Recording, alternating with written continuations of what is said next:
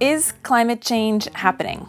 If it is, why are some world leaders under the delusion that it is not? Well, the overwhelming consensus among scientists is that the climate is indeed changing. It's absolutely clear that over the last half a century or so, temperatures have been rising pretty steadily. And we know what's causing this warming. Since the advent of the Industrial Revolution, we've burned fossil fuels for energy, and that has increased CO2 levels in the atmosphere and warmed the planet. It looks as though the average world temperature is not far short of 1 degree centigrade higher than it was in pre-industrial times. Why are some world leaders deluded about this?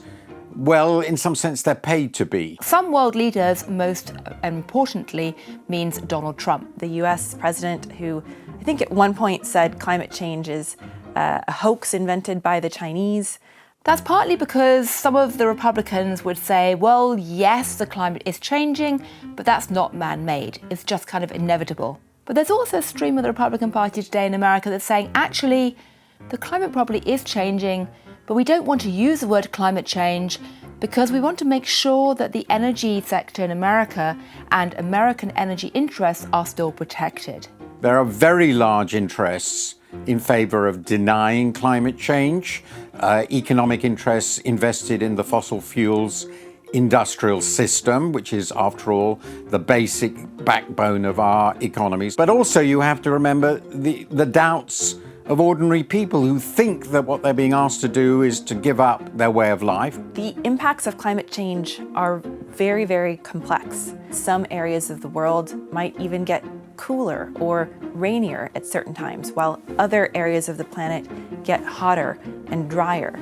It could bring wildfires to California. It could also bring the polar vortex to Chicago. So the complexity of the changes that the planet is undergoing and the way that scientists have spoken about the statistical range of probabilities, I think has, in the past, contributed to some doubt. It's a complicated picture, but right now what's clear is that when it comes to things like the Paris Climate Change Accord, it's essentially America against most of the rest of the world.